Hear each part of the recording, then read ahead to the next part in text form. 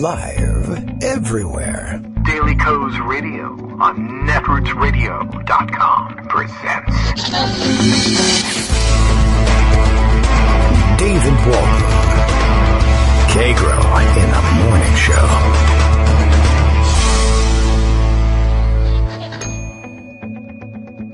Now, here's David Waldman. Hey, good morning, everybody. How you doing? It is Monday, November 14th. We're alive. We made it through the weekend. We tweeted to each other to keep our spirits up, and we waited and watched.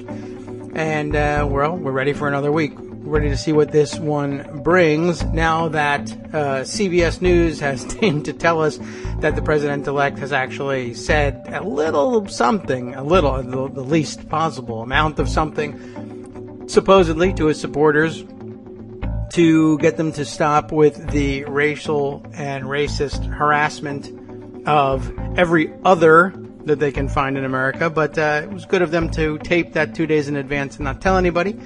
Also, President's Twitter bug didn't manage to find a way to get onto the most popular platform he has at his disposal, where he can speak to the people unfiltered and directly to supporters and tell them to stop it then. But both he and CBS News, I guess, thought better for the scoop value to wait and let everybody continue to be harassed for another couple of days before I offer up my weak admonishment to you. Well, if things are happening, then stop it. Which is about, I guess it's the rough equivalent of the I apologize if anybody was offended sort of thing. I guess it's better than nothing. I don't know. I guess I'm glad he finally came around to addressing it, but we'll see how well it does. It's not going to be easy to figure it out right away. There will be, of course, many people who completed their afternoons or evenings work of spray painting swastikas on school buildings, etc., before CBS aired 60 Minutes. And as you know, the people who spray paint swastikas are big 60 Minutes viewers. So at any rate, eventually it'll filter down, no doubt. And whoop-de-doo. I guess we'll catch up on those things. All right. Well, much more to discuss. They're beginning to staff out the upper levels of what will become, or what will come to be called the Trump administration, despite all outward signs that he doesn't appear interested in administering anything. And also lots of write-ups covering his brief visit to the White House and discussion with the current president of the United States, Barack Obama, just what the job entails. And by most indications, he was genuinely surprised at the scope of the responsibilities of the job, which is an amazing thing on many levels. And who knows who's spinning what, but I don't know. It's very easy to believe that Trump arrives at the White House with no clear idea of what, not only what he wants to do, because he has no policies, but what there is to do. So apparently he has a newfound respect for the presidency and even for the President of the United States himself. It was very brave of him, as they pointed out on Saturday Night Live on Weekend Update. This was a hell of a joke. This is one of the darkest bits of it, I thought, at least of the Weekend Update. How brave of President-elect Donald Trump to sit down with the very founder of ISIS. He must have been so fearful for his life, but he managed to find the courage to sit that down. All right, well, anyway, Rebecca knows very likely that those bullying supporters don't watch 60 Minutes. You don't think they're 60 Minutes viewers? I'm not sure about that. I think they're just attracted. You know what it is? They like the ticking. I like that. That sounds like a great idea. And so, I'm sure that the cue they'll take from 60 Minutes, time bombs. That's what I should be using to harass people. Hopefully it never gets to that level. Don't want to run anything. Don't put anything like that past them, I guess. Here comes Greg Dworkin, fresh from Connecticut, which I guess... Here he comes. Yeah, possibly incoming press secretary... There he goes. Too late. Possibly incoming press secretary Laura Ingraham. She called Connecticut wrong because of yard signs. I can understand that. But anyway... Even worse, though, Linda McMahon may be in the category cabinet, too. Yeah, that's true. I said that last night at home. That's Connecticut's own. I mean, the only, bright side is having her leave Connecticut, but for the country, not so good. I mean, it's kind of like quarantine, keeping her in Connecticut. It's fine. I guess she's going to be nominated for Secretary of Entertainment. Well, Commerce Secretary was what they're actually floating, and I had to explain as people were laughing. You mean and I told them McMahon, yeah, the WWE McMahon, but yeah, she's the largest donor the biggest donor to the Trump Foundation for one thing, and one of the largest donors to the pro-Trump super PACs, or at least one of them. So that's not infrequently how commerce secretaries are found. Right. She couldn't win a Senate race here. Yeah. And basically, if you're wondering about her politics, think Sarah Palin Republican. So Interior might have been a good job for her, too. Yeah. But they probably will want to find something for Sarah Palin to do, although I do suspect... Might be Interior. Yeah. I do suspect that even Trump thinks she's a little... not, Well, it's hard to tell because Steve Bannon is coming to the White House as chief strategist. Yes. And so anything could happen. And I guess her chief, what recommends her chiefly to someone like Bannon would be, it would anger liberals. And that might be enough for him. But I don't think she has a lot of respect even in Bannon circles. Maybe as a useful tool to annoy people. But I don't know if he likes you the have women the guy in the White either. House, who might think, oh, well, let's nuke New York because that would really tick off the New York Times. That is true. Therefore, it must be a good idea. Yes. Well, they really do take it down to that level. Anybody who annoys liberals or even one single prominent liberal suddenly finds himself leading Iowa straw polls, etc. That was always my joke, but that's the way they work. Okay. So, let's give you a couple of tweet storms about where things stand. This is Karen Robinson talking about a little resistance. For perspective, losing an election sucks. We've been there before. Losing an election while winning more votes sucks a lot. We've been there before, too. Waves at President Gore. But losing an election while winning millions more votes to a candidate who only race baits, welcomes violence at his rallies, promises policies to ban categories of people from the country, threatens journalists. We've not been here before in recent memory. Germany has. Italy, Spain. The feeling I have is not shock at losing an election. It's the creeping suspicion we're losing our democracy. She has a project in mind to reverse that. You can reply to her if you'd like to. Her name is Karen Robinson, Karen Jr. on Twitter. I don't see this one here. The general feelings for skipping the project, whatever that is, the general feelings, I totally understand. Yes. Where is this? Do I have a link to this one? No, but you're going to. Oh, okay. Well, then, so long as that. Get it on my desk by 9 a.m. All right. Okay, thank you. But you got all the other lists. Yes, I did. I was sort of scanning for where is this one. And okay, I didn't good. That's all right. storify it. It was a 5-tweet thingy, and I just didn't get around to that. There it is. Okay, the other ones I did storify, though, because I think they're pretty good.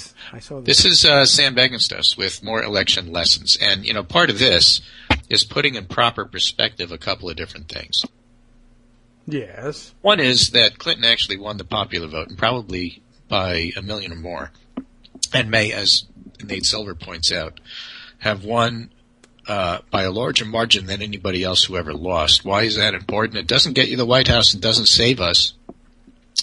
But it does put in perspective the fact that when you win, you're brilliant, and when you lose, everything you did is wrong. Yeah. Well, not necessarily the case. Actually, what she did got more votes than her opponent, which normally would win you an election, except not this time. Right? True.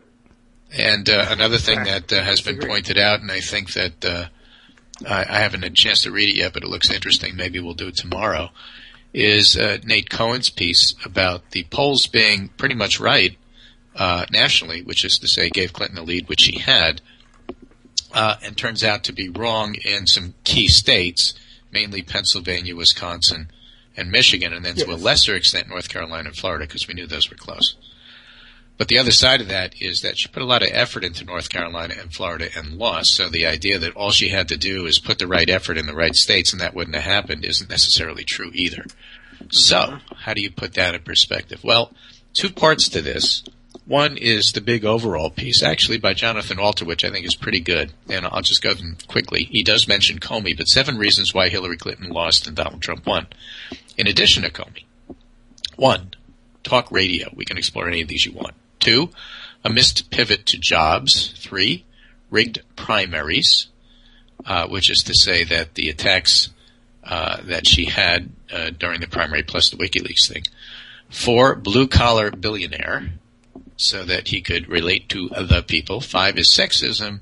6 is racism. And 7 is dogs don't like it, which is to say there were people, and my conservative friends are telling me, there were people that just wouldn't vote for Clinton. We knew that. But she got more votes than the other person. So the idea that nobody would vote for her isn't exactly true. It's, I told you that I don't like her, therefore I don't want to vote for her, and other people agree with me. And that turns out to be true. Okay. And so what do you do with that? Well, if it's true that people didn't like her and didn't vote for her, what was it about it? And now we get to the very painful because it's half-truth, untrue, whacked out true, and some true. And you got to sort through all of this nonsense to get to what's really going on. And that's what about the white working class voters after all? They're the ones that voted for Trump and voted in those key states like Wisconsin and Pennsylvania and Minnesota. What about them? And of course, the whole thing here is the Democratic Party is made up of, among other coalitions, people of color, and the idea that you're going to abandon them in order to go back to get the white vote in order to win just isn't going to happen, and it's not going to work. And so when you're analyzing that, yes, we've done a lot of Chris Arnott on the show about why they resent what's going on. And actually, he had a great tweet today. I thought it was great because it reflects stuff that I have said, and therefore it must be brilliant, right? Easy.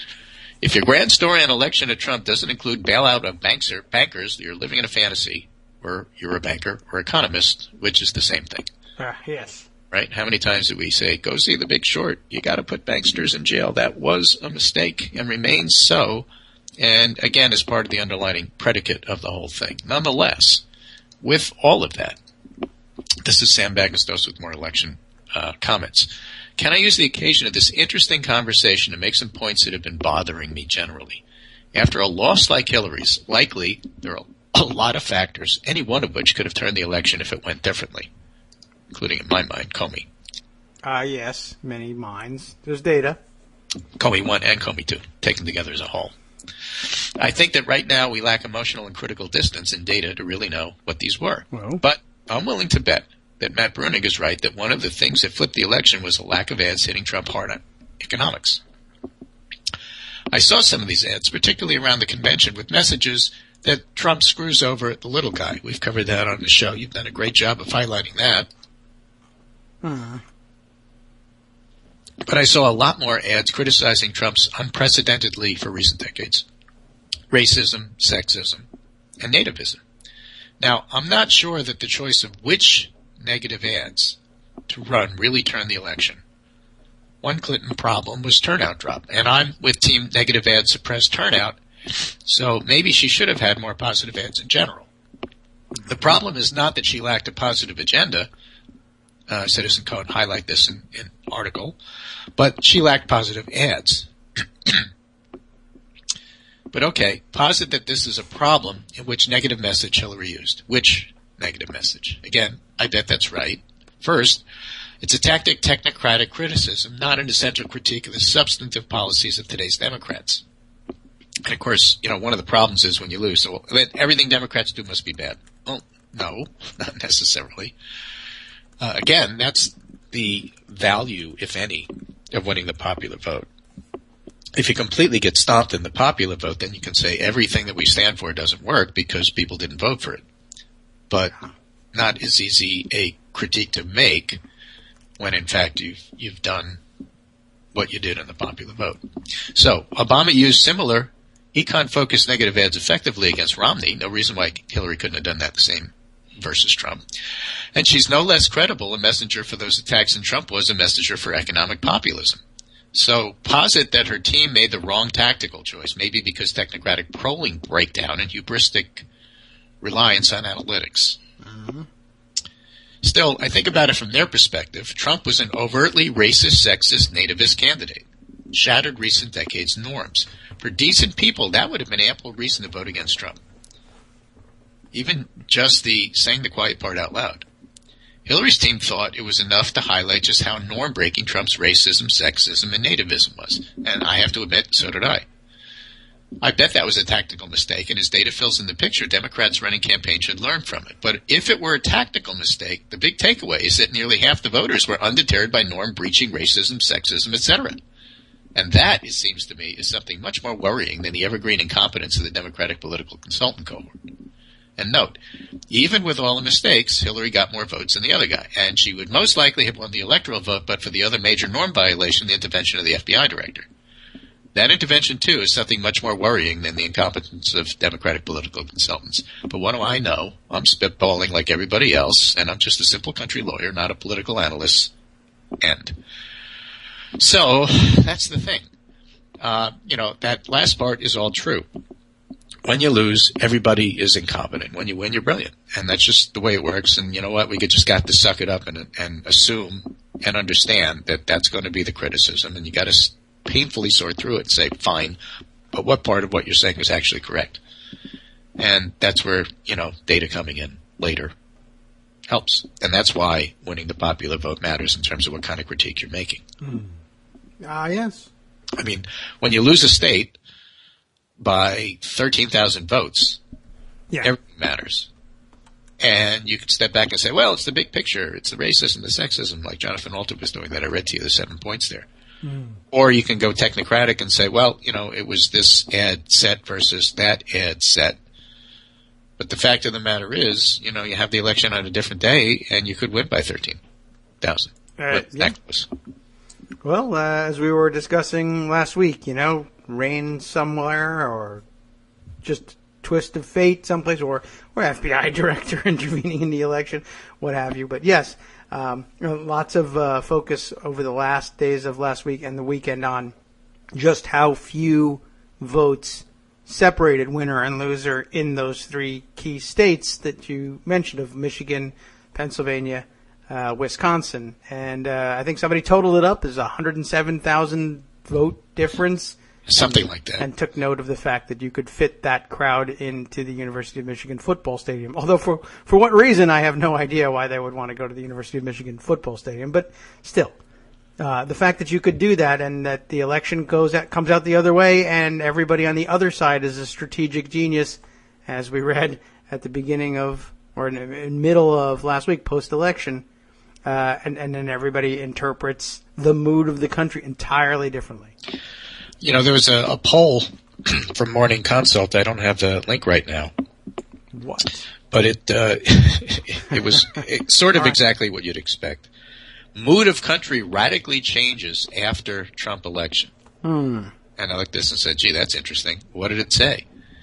And I went back and that's partly interesting because I have this piece that I will, I think I sent you. Nearly half of Americans have a negative view of country's future after Trump election. This is an ABC News poll.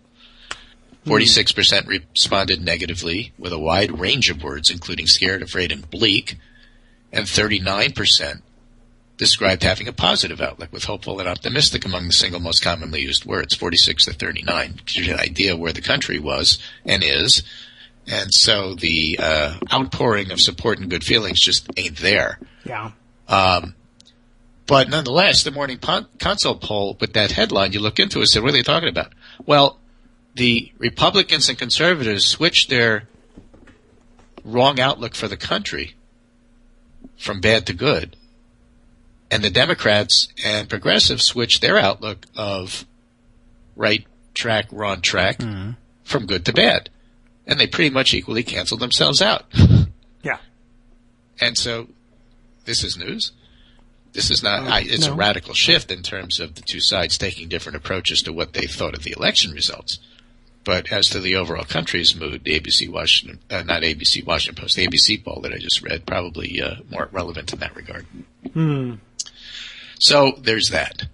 Here's Jesse Taylor with a look at the election and lessons to learn. Some wrong. I find it interesting how many people are blithely condensing the reams of documented white working class grievances into jobs. Okay, yes. And that's pretty funny because actually the states that voted for Trump that were unexpected, the Democratic Rust Belt states, actually doing fairly well off relative to, sure, there's pockets that have difficulty, but on average, are not doing that badly, certainly compared to 4 years ago. Anyway, finding how interesting many people by condensing the realms of documented white working class grievances into jobs. The history of bigotry in America is couching identity-based fear into economic outcomes. Women can't go into the workforce because it'll make men feel worthless. Black people will drive down property values. And it's wrong and dangerous to combine my factory is shutting down with Group X will take my things as purely economic worries. Ultimately, Jesse Taylor's my worry is that the push to legitimize all white working class fears is both patronizing and dangerous. It pretends people earning $85,000 a year who don't want a woman in charge of them are simple, honest folk fighting off elites. Yes. It reduces a range of complex behavior across a range of experience into a thing coastal liberals must understand in this way, capital way. Mm-hmm. And if you don't, or if God forbid you have more experience with it than the person who parachuted in to do an interview, you're just being a terrible liberal who can't understand what some other liberal decided this white working class's problems are. That's part of the problem with reading pundits, and that's why you have to separate, what's going on here. It's an excellent point. I'm glad you brought that to our attention. And like last week, the formulation of it on this show was, you need to switch Harvard experts. Right. And besides, it's all economic anxiety. And that's all you need to know. There's no depth to it. Oh, yes. On the other hand, we have Jamel Bowie helping us out here. This is a piece in Slate. Why did some white Obama voters go for Trump? Because he gave them a choice between multiracial democracy and white primacy. Oh. And they chose white primacy. Oh, no.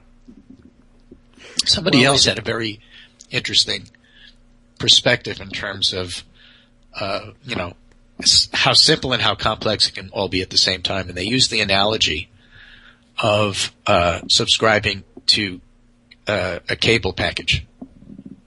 Mm-hmm. Right? I want HBO, but I don't want all these other things. Yes. But the only way to get HBO is to subscribe to the whole package. Now, if I do that, am I endorsing all the other channels? Yes. Well, but I want HBO. Yes. So I do it anyway. Yes. And so I want the things that Donald Trump said he was going to do, and I don't want the racist package, but it's a whole package, so you got to have the whole thing. Yes. So is that okay? Well, it depends how badly I want that one thing. Yeah. Well, that's true of it's true of any candidate, but it's certainly very true of it's like I said, it is true of every candidate, and you got to own what you're voting for, and they don't want to. So, what is the point of all of that? The Trump voter is a spectrum, particularly up north in the Rust Belt. It goes from, I didn't really know what he stood for, to I didn't really believe what he said he stood for, to I know he stood for some things, but these other things manage so much more, to I really like what he stands for. Mm. And, those are not all the same category. They're not all the same baskets. But, what do you do with that information? Well, in the end, it's a vote. And so you put together a winning coalition, a losing coalition. And when you look at that whole category and when you read,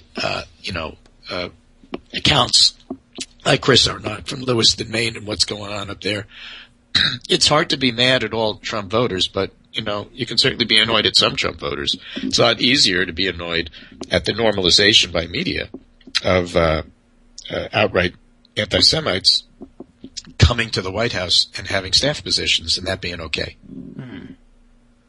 And, that's, I think, something that we need to guard against. So that's basically the spectrum of what I'm reading today. As opposed to last week, there's still quite a bit of shock, but it's not liberal elitist shock. It's, oh my goodness, the country actually did this.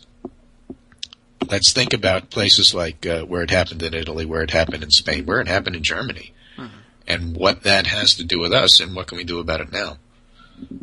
It isn't a question of, I'm defending Hillary because she was the bestest thing ever, and I just don't really understand why nobody liked her because I love her so much. No, that's not really the whole gist of all of this, and that goes back to that piece I think I read on the air last week from Mina Hong. Did I read that to you? Which? About making the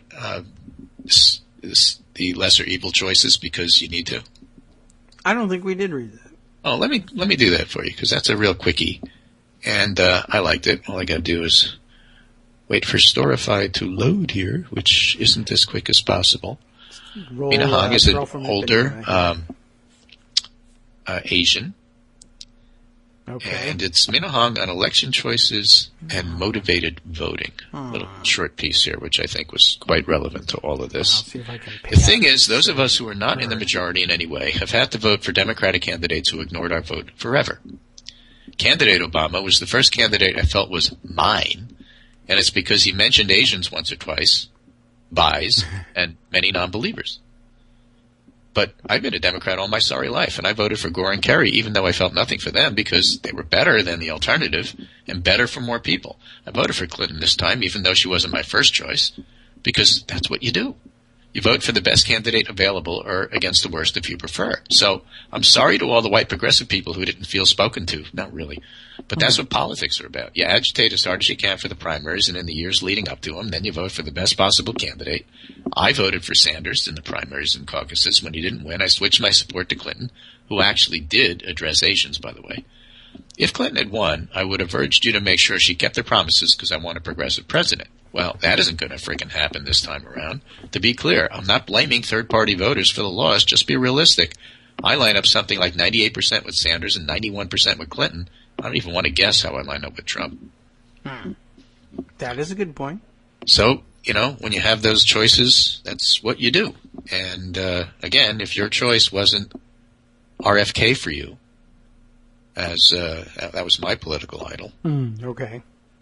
Well, who is? Figures like that, figure like Obama, come once in a generation. Everybody else is going to look worse after. So what do you do with that? Well, you vote for the best possible candidate, and if your candidate doesn't win, then you look at the alternative. And for Democrats, that wasn't difficult. And I think for most people that was not as difficult as it would appear, given that she didn't win the election. Again, that's why the popular vote matters, because you could make the case that, look, she actually did what she was supposed to do. She got more votes, just wasn't in the right places. And sure, you can list all the things that she did wrong, because there are many. Every campaign makes mistakes. The winning ones doesn't matter, and the losing ones, everything they did does. Yeah. Well, that's the way people tend to take it. It really has been something. By the way, in the background to everything, you should always assume that in the background that Armando is stomping around and throwing things.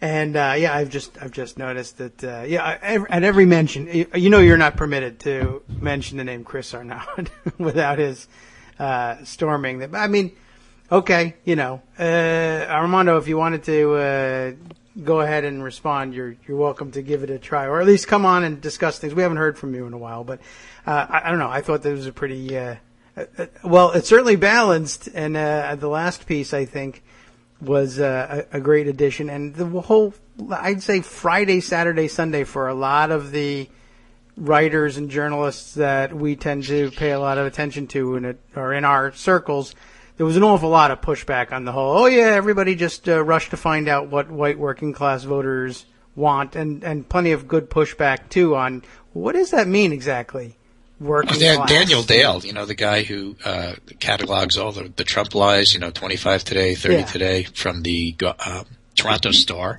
who came south to witness the election, had a great comment about that. And said everybody's saying that elite reporters on the coast don't spend enough time in the heartland and don't spend enough time with Trump voters. I promise you, I've spent an inordinate amount of time with Trump voters. And I came away thinking they were even more racist than I thought before I went down there. Yeah. I mean, there's no doubt that... but he was at the rallies, to be fair. Okay. That was the worst of the worst. But he wants to continue having those rallies, too. Yeah. I mean, there's a difference between what Chris Arnaud was doing, going to places like Lewiston, Maine, and going to Trump rallies and interviewing people there. Yes, well, that's true, and you should expect to get different results there. And I would be here comes Armando. I would be very surprised, though, even if Chris Arnaud thought, these people will act exactly the same at a rally, post-rally. Well, again, it's the difference between, and who was it? I think it was Ryan Cooper who made this point. You have to separate sympathy from empathy. A lot of the people trying to be empathic and trying to understand what's going on are not sympathetic to what they're finding. It's a completely different thing. It's not a justification. It's not I like and feel for these people who feel this way. It's, look, I went, I talked to them, this is what they said. Yeah. Yeah, I actually don't agree with that at all.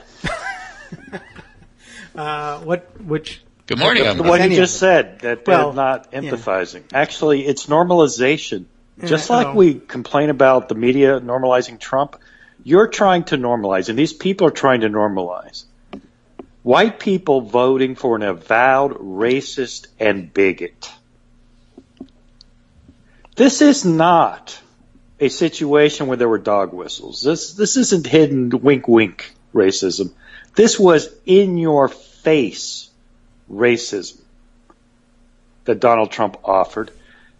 And not only did this drive white voters away, he increased the share of white vote, particularly white working class vote, to record levels in the modern era.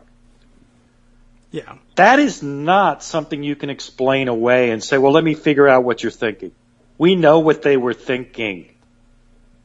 This is the problem with trying to figure out what to do. These people are, listen, unless you want Jim Webb to be the next Democratic nominee or someone like him, there's no response you can provide these voters who embraced an avowed racist and bigot. We have to figure out what to do about it. I grant you that. But I think we need to be clear-eyed about it. Oh, we're totally clear-eyed. Racism was embraced. Racism was embraced. But nobody that I know on our side is saying you got to do assist the soldier and go back and recapture the white working class voter. They're saying we need to break up the banks and what else? TPP? Because you think that's what because they want to think that's what they want. A nice polite explanation. They want a nice polite explanation for the embrace of racism in this country. Because it's hard to deal with. I get that. It's not fun to realize what your country did. But we have to be clear-eyed and realist about what happened. Donald Trump ran an avowedly racist campaign and increased his share of the white vote, particularly the white working class vote. That's what happened. You left out the anti-Semitic part. And, I would think that, to me at least, that was even more overt. Right. So, I mean, those are the realities. We have to deal with those realities, not wish them away, not pretend it was about TPP, not pretend it was about big banks, because it wasn't.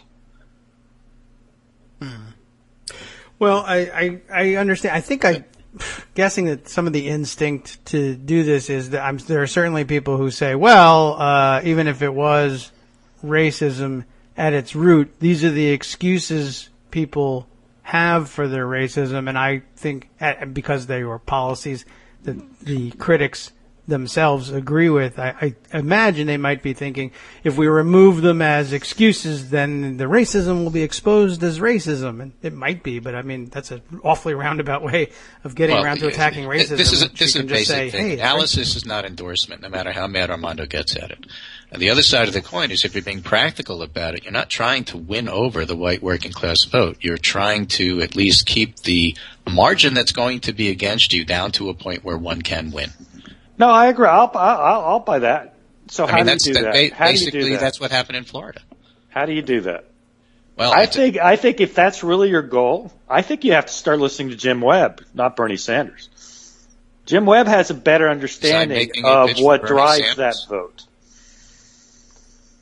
Was I making a pitch for Bernie Sanders? I think that would have been a failed approach. Well, listen, here's the discussion that we're having, at least publicly. My God, all I see is Bernie Sanders on every TV show now. Okay. True. Telling us how bad the Democrats are. Because that's what he's doing, Well, I'll put up with you telling me I'm wrong, Armando. But I have to say, I'm not going to put up with you telling me I was wrong because of my support for Bernie Sanders. I think there's a fair case I can make that, no. Oh, no, I'm not saying that. You're not wrong for supporting Bernie Sanders. If I said that, then I misspoke. Supporting Bernie Sanders is not per se a problem. No. But it is not a winning agenda for the election. It might have been. It might have been. We might have had the same exact result or even a little better. He might have won. My point is a little different, and this is where is that if you really think the issue is white working class, and that's where we need to win back, I don't think Bernie Sanders has the answers because he rejects the very framework that helps you to understand the white working class vote, and that is indeed identity politics. And that's why I'm saying Jim Webb has a better understanding of the phenomena of this election than Bernie Sanders, who believes it was a class issue. I don't think that's correct. I think it is an identity issue. The white working class feels threatened. They've lost the country. White primacy has gone away. Certainly in the Democratic Party, that's just by the numbers. If you're a Democrat and you want to run nationally, and in many states, you have to appeal to non-whites. And many white voters saw that as an affront. And I think Jim Webb captures that much better than the prescription and the analysis of Bernie Sanders. That's just my take. Something happened between 2008 and 2012 to make the ability to do that work less well than it did in the past. Well, I think it's interesting, because, again, and I think maybe we underestimated. You're not trying to win over the bulk of people who don't feel that they can vote for a party, our party, that embraces people who got in line in front of them. And, you're not going to convince voters like that. You have to outvote voters like that. And in the past couple of presidential elections, we've been able to do that successfully. Arguably, in state elections, not nearly so well. Yeah. I don't know. I tell you, one thing I tweeted out, and I don't know if you guys agree with me, I think Florida's going to be an interesting test case in the 2008 governor's race, because there a Democrat really has to balance these tensions between appealing to whites and not alienating non-whites. Right. And I do agree with that. As a matter of fact, in that sense, I think Florida is much more representative of the country as a whole than, let's say, California. It's certainly, to me, representative of the challenge Democrats have. Yep. On a national level. Look, I think you said it, and the weird quirk, of course, is we have an electoral college, and we have Senate chosen by states. On a popular vote level, we're still on the same trajectory we basically were.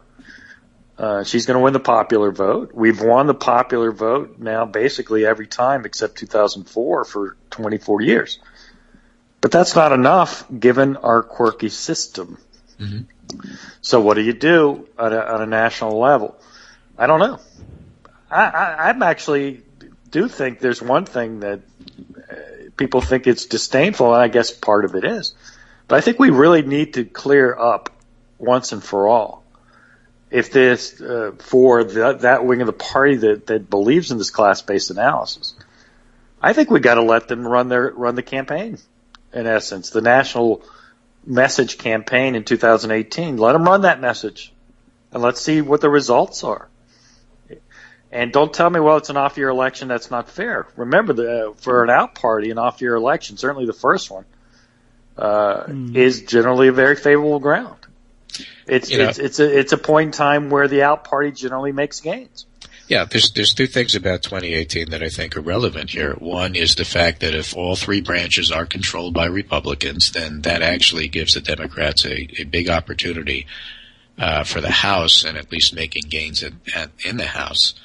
The Senate map doesn't look great for us, but the House ought to be something that we can do. And that also argues for the point that rebuilding the parties locally and state by state is key and crucial.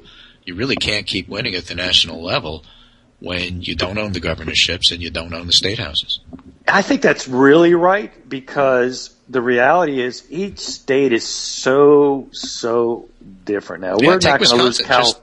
Just take Wisconsin. You have a governor and a state legislator that was perfectly happy to suppress votes in a systematic way, in some cases in defiance of the courts.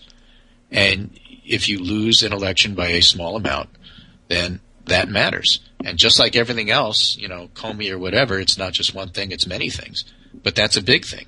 And that's not the same thing as what happened in Pennsylvania. It's not the same thing as what happened in Florida. So, yeah, each state has its own unique and peculiar things. Only the locals are going to really understand what that is. It's what's interesting, and I assume you guys gave Nate Silver a lot of credit last week, and rightly so. He read it, and again, my problems were always with his 2012 predictions. I thought he was right, and I expressed my concerns about white voters in the Midwest, and he was right. He was less wrong than everybody else. No, he was right. He was right. Let's give the man credit, because he has to live with the polls that we all live with.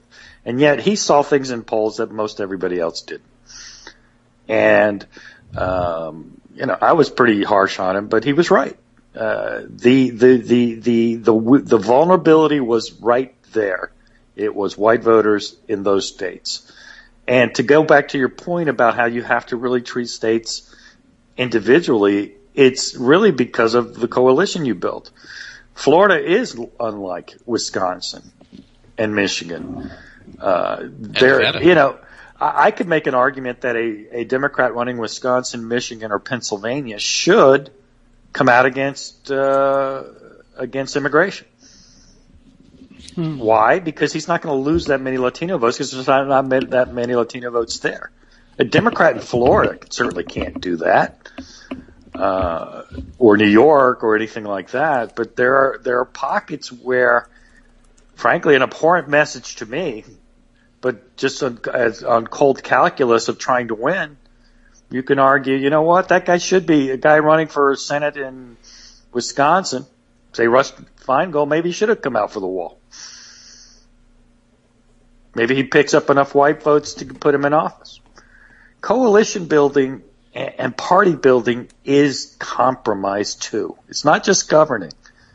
You have to sometimes take the good with the bad. It really springs to mind when you think of 1992 and the really underappreciated political achievement of Bill Clinton, who did just enough signaling to white voters to get them to come along without alienating non-white voters. It was a real magic touch that he showed in 92. Remember, this was before we had California in the bag. So, we may have to restudy his 1992 campaign for those pockets of the country that it's going to apply to. It's not a pretty picture. It's not fun. But I think there's look. It would be abhorrent to me that there's nothing more abhorrent about this election than realizing that because of the quirks of our electoral system, I may have to make compromises to my own views and accept what I find abhorrent views from some candidates in certain pockets of the country. Joe Manchin is an interesting character. I think he's beyond saving. I think he's going to have to switch to be a Republican in West Virginia. But yeah, I'm actually kind of curious to see if he does and what he says. I mean, obviously he's going to be pro-Trump and he's going to blast Democrats. Will he keep the D name to do it? I don't know. But politicians have one job, and that's to get elected.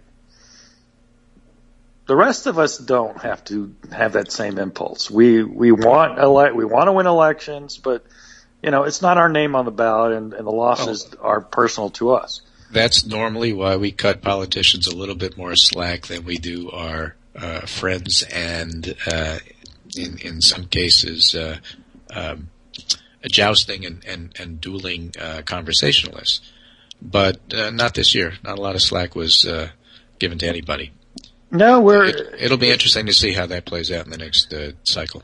Yeah, and I do think the overarching reason why I have been less slackful is, frankly, two words: Donald Trump. I mean, you guys probably went through all this, but we've elected the most unfit person for office who ran an avowedly racist and bigoted campaign in the United States of America in 2016, and he won the Electoral College. It's a stunning, unnormal not normalizable thing. And it's hard to be cool and calculating and rational in our analysis when faced with that. And to the degree that I'm, unfair to you and unfair to Greg and unfair to, frankly, white voters, a lot of it is that. I mean, we didn't lose to Jeb Bush or Marco Rubio or John Kasich. We lost to Donald Trump. Right. In the United States of America in 2016.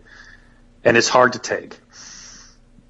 Yeah, that was the first piece I read this morning. This is way different than Gore losing to Bush, as tough as that was. This is completely different.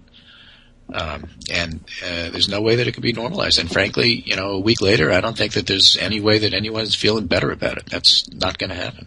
I won't feel better about it for 4 years. And God knows. Hopefully it is 4 years. All right. On that happy note, I'm going to have to leave and scoot off to work. But no, you're not. It's all true. That's wrong. Okay. I'll let you do it. Thanks, Greg. We'll continue on from here. Of course, plenty more to cover. And I've got plenty of direction to go from. Thanks very much for the collection of tweets. Right. Oh, and by the way, we're not giving up. No, we can't. We can't. And Greg, I appreciate everything you do. Your rational analysis, your cool head, your ability to empathize and understand is unparalleled. I don't take it personally. Don't worry. There's a lot of emotion for listeners up in a lot of us. Sure. For listeners who may not know this, Armando and I go back a really long way. Scary how long. Yeah, we've gone through many tragedies together, unfortunately, political ones, right? And real ones. Hopefully, we'll all get through this. We shall see. I have to tell you, I have, again, being the New York connection, my Jewish and Asian friends are starting to contact me about individual episodes that happen, be it egg throwing or comments made by random people walking up to them. It's a really scary time. And so I think if you want to do something constructive instead of just, talk on radio, support the Southern Poverty Law Center. Follow these issues. Put some money. Armando will tell you he'd rather pick the Washington Post, but pick a national paper, pick a local paper, support them because they're going to be under a tremendous amount of pressure from this White House. Do what you can to build the resistance. Take care, and I'll talk to you tomorrow. Thanks very much, Greg. I think good advice there too. The as wanting as they may have been in their ability to not normalize Trump either during his election or after, these are the institutions that are sort of recognized and turned to in times like this. They may yet prove unequal to the task in the newspaper world. We have yet to see. Certainly television journalism is not to be counted on, as important as it is, but they're, I think, uniquely weak in this area. But the Southern Poverty Law Center still remains a recognized and respected arbiter of that which is not normal and ought not to be normalized. And to the extent that they have your monetary support, they can continue their work. If they're somehow cut off or impoverished, and I'm sure that there are activists inside the Trump circle already who I know from their past history, this is what they make their practice. They are looking now for ways to discredit, undermine, and defund institutions like the Southern Poverty Law Center strictly or simply because they're recognized as authorities in calling out these things which cannot be normalized, and they want more than anything else to be normalized at this point. So, I mean, recall that the power that Newt Gingrich apparently wields in the inner circle, and that was very clearly his project before he was disgraced and then suddenly somehow rehabilitated through the most racist election ever. For whatever reason, they coincided, and he's back, and he's brought his circle back with him too. I noticed over the weekend there was a New York Times piece, and everybody was reporting. I think it was the Times, might have been Washington Post, and I confused the two of them frequently enough. But lifting the veil to kind of showing everybody, not that it matters a whit to Trump voters at this stage in their euphoria, but the whole drain the swamp thing is crap through and through, and within days the transition team was filled to the brim with the very lobbyists and insiders and swamp dwellers that they swore they were out to drain. It's just that they're swamp dwellers, and whoever it was, and I may have this article handy in pocket. Sometimes the photos are easy to find, but I guess not in this case. But it was about, oh, look, there's so many lobbyists involving themselves in the Trump transition team. And that's not even the largest problem with the transition team. And the front page photo was of one such lobbyist. And it was, I guess, from a moment where he was appearing before Congress, probably giving some testimony because he's at a table with a nameplate. And they identified him only as a prominent telecom lobbyist, I think a Verizon lobbyist, but the nameplate was there. And because I'm 800 years old, Jeffrey Eisenack was the guy they chose for the photo illustration. Jeffrey Eisenack, I remember well. Ariana Huffington, if you're out there, you remember him well. He was, I would say Jeffrey Eisenack's probably best described as the CEO of Newt Incorporated, that term by which reporters used to, back in the day, refer to Newt Gingrich's interlocking network of nonprofits and 501c organizations where he would funnel excess political donations that he was unable to take into his direct control in his campaign accounts and finance his political lifestyle of flying around the country on private jets and giving speeches and writing his books and making his movies and hawking them and selling them for profit, and of course closing and destroying as many democratic politicians designed social programs as possible. But he was the president of the Progress and Freedom Foundation. He headed up the old Abraham Lincoln Opportunity Fund. He was the head of a number of these organizations, and he was the chief architect of the manipulation of the money and the exploitation of the 501c loopholes. And then he went on after the first political destruction of Newt Gingrich to become a telecom lobbyist. That's how he's identified now. But that was pretty striking to me, and I, as most of the working journalists on this beat now are in their 20s, I have my doubts about whether or not they recognize his name. They clearly didn't in this article. But just one of the many problems with the transition and the normalization of this transition, et cetera, et cetera. I mean, there's a million things to cover at this point. Yeah, I will say, just as a quick reaction, to the degree that anyone thinks that Trump voters care about draining the swamp, I think they're delusional. Yeah, I mean, it's worth just sort of pointing out to put reporters on that footing, but yeah, they don't. It has its value, no question. Listen, exposing everything that's false about Trump is worth doing. It's important to keep that picture on. But I guess one thing Greg said about the media at the end, supporting good media, I'm for that, but good media. Yeah. Yeah. And he was referencing my disdain for the New York Times right now, and I continue to hold that disdain, and I do not support them, and I will not renew my subscription till Dean Baquet is no longer the editor-in-chief, because he is a travesty and has destroyed a great institution. But that's me. You guys can do what you want. I do think the Washington Post and Marty Barron of Spotlight fame has turned that institution around, and I expect good things from them, and I do wholeheartedly support the Washington Post.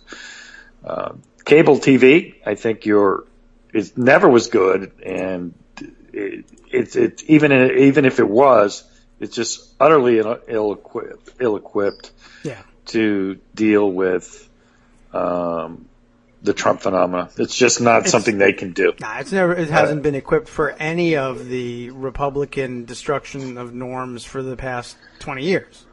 It never. I was moved over the weekend, I saw so many people saying similar things that I was saying, it occurs to me, I feel like I've been on cable TV and have said that to them, to their faces in the past, and where was that?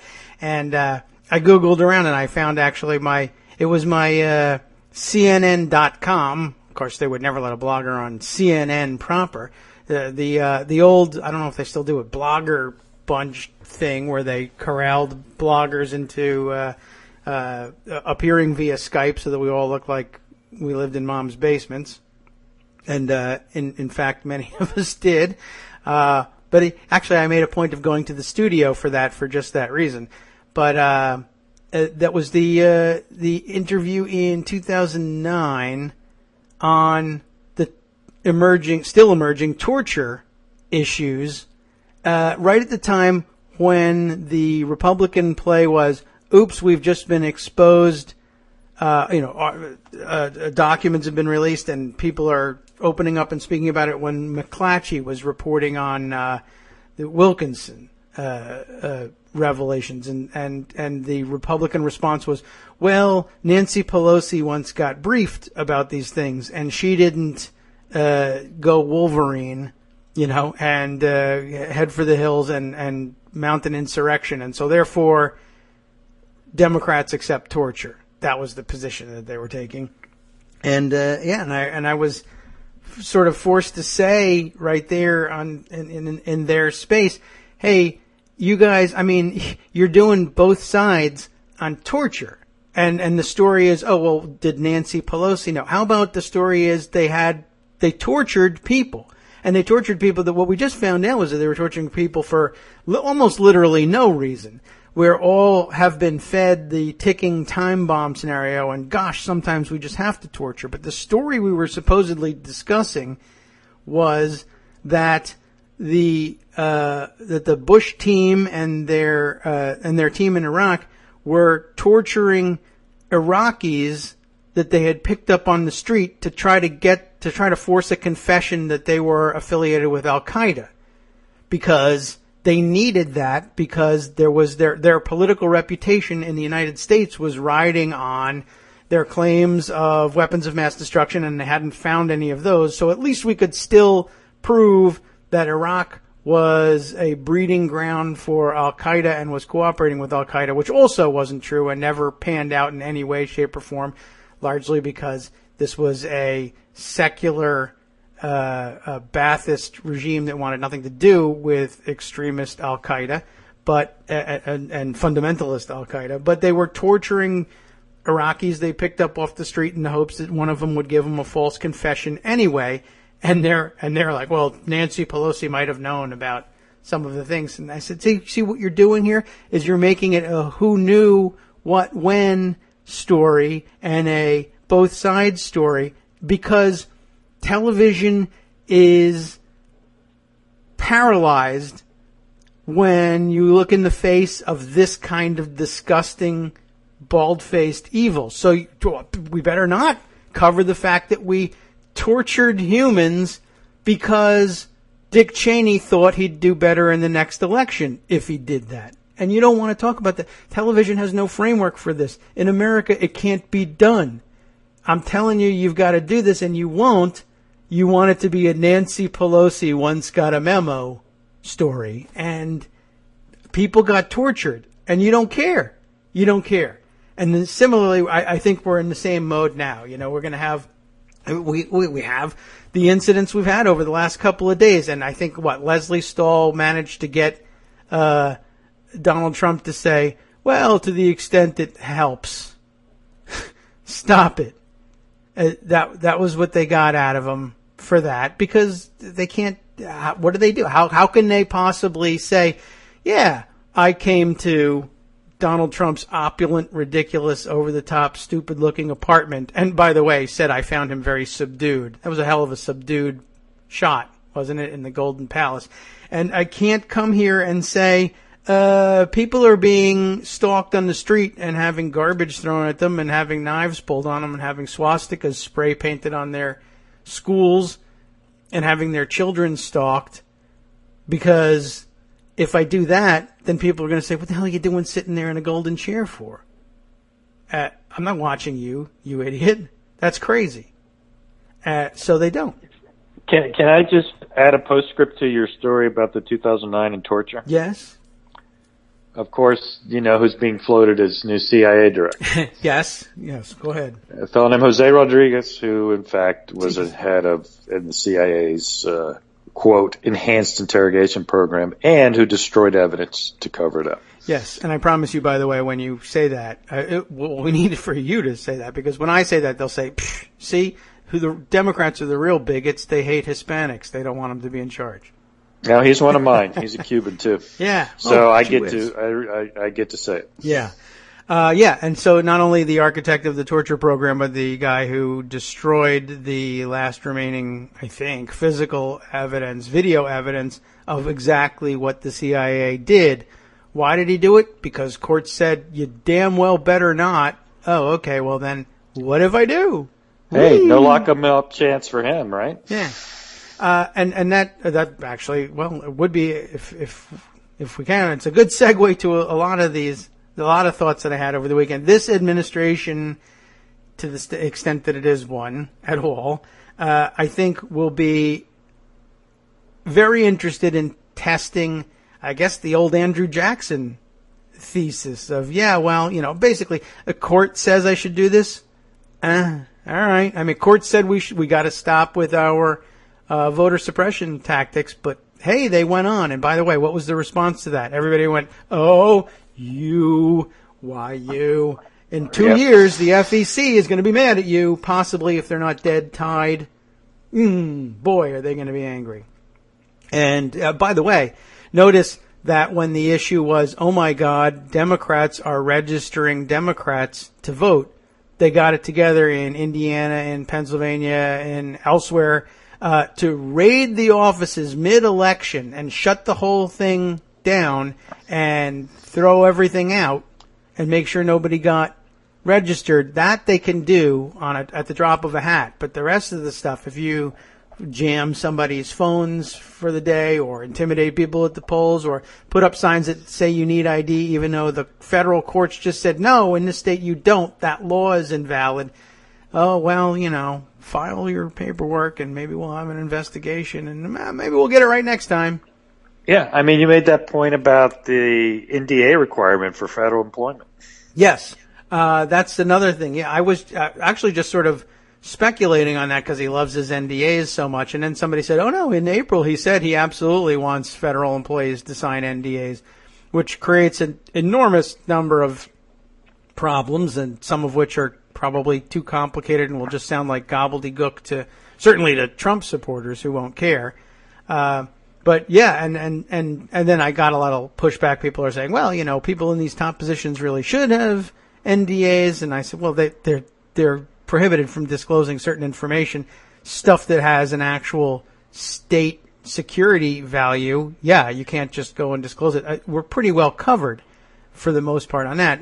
Trump wants NDAs because he doesn't want any bad information about him. 2, I think he aims to use it as a mechanism for controlling leaks, which is an enormous First Amendment issue, an enormous open government issue, an enormous everything issue. And he also doesn't want anybody writing any books about their time in government at all. And I wouldn't actually be surprised if he intentionally, wink, wink, makes a mistake and sends everybody an NDA that he was using for the campaign, which says, in addition to a non-disclosure agreement NDA, a non-disparagement agreement NDA that says you can't say anything bad about me, about the campaign, or for that matter, I didn't realize this language was still in it. You can't disparage any Trump organization owned or operated businesses. I.e., P.S., by which I mean, if you really want to know, are you a regulator? Are you discovering a problem with one of my businesses? Well, you better not, because they'll sue you because you signed an NDA that said you're not allowed to disparage any of my businesses. Well, that's ridiculous. You couldn't have. How did you include that? That's completely outside the scope of any governmental interest in non-disclosure. Oops, did I put that in there? Well, good luck battling it. And you can fight it all you want. And certainly people said, well, I am a government employee and I would never sign it. And the, AFG would fight it to the ends of the earth and et cetera, et cetera. Yeah, they probably would. But I remember his litigation strategy in almost all cases is, I don't care whether I'm right or I'm wrong or I eventually lose or not. I want to exhaust your ability to fight first. And what's it cost Donald Trump to do that? Not much when it's his own organizations, but when it's the government, it costs him zero. You pay for the defense. We pay for it. He's going to sue you, and you're going to pay for your own defense plus his prosecution of the case. Yep. So I don't know that that's what he's got planned. I'm just sort of throwing that out there as a serious possibility. Because honestly, if I'm someone like Steve Bannon, the way I engineer it, if I want to make trouble, and I do, and won't he? Doesn't he worry about A, being caught, B, discrediting the administration? No, he doesn't care about that. And so what you do is you just put it in January pay envelopes after the inauguration. Although I think pay envelopes for most of the government employees probably go up slightly before inauguration. So put it in the first one in which you're under control. So February pay envelope that has an NDA in it and says return it by, March 10th. And if we don't have your NDA on file, GSA can't process your paycheck. And then wait and see. What I like about what you're talking about is people think that's outlandish, and it is outlandish. Yeah. But and then what? Expand your horizons, people. With Trump, many things you didn't think were possible will be. Yeah. I mean, people will be angry about it. People will refuse to return them, and then their paychecks won't show up. And people are certain, well, that's an open and shut case. I'll sue. And what do? You sue. You've not been paid now for March, right? You file suit. You finally get your opportunity in April, perhaps, an expedited hearing, and the administration says, "Oh, that was unintentional. It was we're moving to a new system. You know how it is." And then all right, well, fine, then make it right. Okay, we will. April comes and goes. Now you're 2 months out, and a lot of these federal employees get paid once a month. In fact. When I was on Capitol Hill, we used to get paid once a month, period. It wasn't every 2-week thing. You got paid, lump sum, that's it. I don't know if that's true of the whole federal government. I didn't work in the agencies. But still, 2 months go by, then they come back and say, haven't you straightened that out yet? No, it's a hell of a bug, Your Honor. We're having a really hard time with this one. June goes by, July goes by, until finally they say, you know what, it wasn't a bug. I misspoke. And then you're 6 months out. A related issue will be, and I hate to bring them up, emails. The one thing that was remarkable about Hillary's decision there was not only was it politically stupid, it was just stupid if you wanted to hide your emails. You would have had a government email and then a private one where you kept all the stuff. Yeah. That you didn't want anybody to see, and you just never turned it over because it's at the end of the day, it's basically the honor system. I mean, you say what what's relevant. There's no way, no reason to believe that Steve Bannon will communicate with his compatriots outside of government, the people still at Breitbart, via White House, email. No, not going to. Because that's open records stuff for the most part, or certainly it's searchable. He's just going to keep whatever he uses now, private email. Look, there's already a precedent. We know how it's done. The White House during the Bush 43 administration used private email for most of their work. They did maintain a ostensibly public government email, but they knew not to talk about things they didn't want anybody to see on their private email, which, by the way, the 22 million emails that were encompassed therein were destroyed. They were acid washed, as Trump might say. Yes. Yeah, I mean, well, that raises no issues now for some reason, just because that's complicated. Who cares? The point is, millions of illegal immigrants are streaming across our borders to set up private servers or something. I don't know what they're doing. But, well, I don't know. I mean, just one of many things that I think that they could do, one out of many fronts on which they can push. It's not, NDAs aren't the chief concern. It's really, I offer that up by way of saying, don't be surprised when the administration gets pushback from the federal judiciary and they say, your Andrew Jackson point is absolutely right. All right, that's a nice order. Now try and enforce it. Yeah, I mean, I don't know that it'll get to the extent, to how far could it go? It's hard to tell how crazy you should allow Donald Trump and Steve Bannon to get in their imaginations. I mean, would it get to the point where they would say, turn to Congress and say, impeach this idiot federal judge who keeps giving me a problem? Not as a first, instance, but they'll create a reason for it before they do it. A quote reason, unquote. Right. He's got child porn on his computer. Sure. Listen, these guys are going to make Nixon look like a piker. I think so. Yeah. There's a lot of awful things to come, and I just think, generally speaking, you should not put too much faith. You always do resort to the courts. I mean, they may surprise you. The judges may be, very bold in their ruling and in trying to curb their political activities and their political overreach because they think they're untouchable, and they may be. It's just an issue of what do you do when the administration says, yeah, well, that is a good point. Thank you. And then continues on. I mean, this weekend, Giuliani already restated the Nixon doctrine quite clearly, as I think to Jake Tapper, and just came right out with but it's not illegal if the president does it.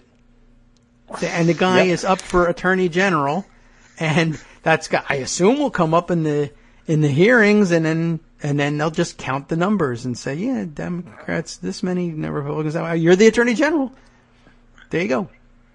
Yeah, I mean, the other nomination hearings that you'll keep an eye on, and which won't matter, will be the Supreme Court nomination. What crazy person will Bannon and the right wing insist on? And guess what? Yeah. You'll filibuster. They'll nuke the filibuster. It'll be a 52-48 vote, and boom, there you get President Supreme Court Justice David Duke. I guess that's it's out there. That'd be a tougher one to sell. I would think but a good first start strategically. I mean, probably shouldn't give them the idea, but lots of Republicans have floated, and I always thought it was just kind of dumb.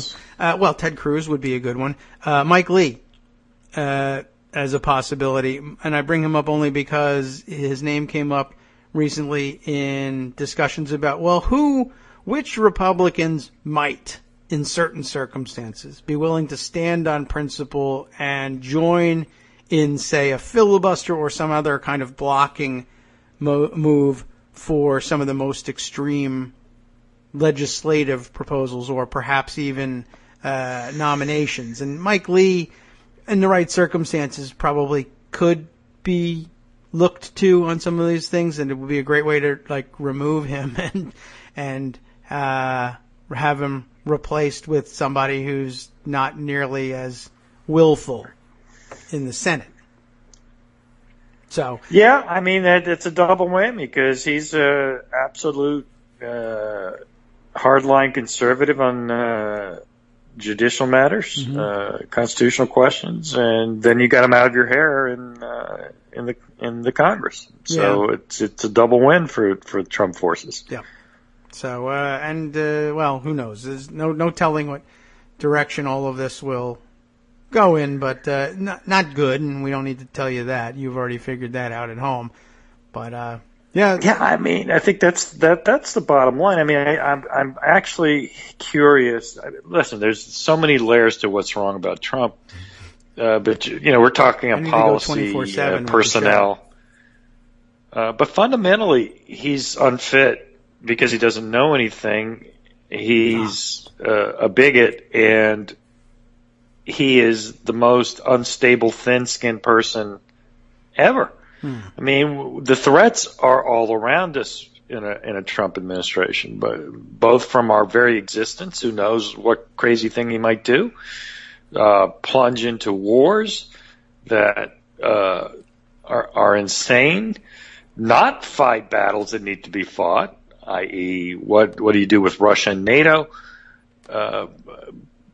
But again, on every level, this is as calamitous a time that the nation has faced as I can remember. Now, people say, "Well, look, what about Ronald Reagan?"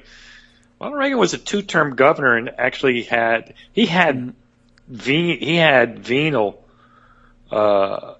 goals, but they weren't irrational, and they weren't all wound up in stroking Ronald Reagan's ego.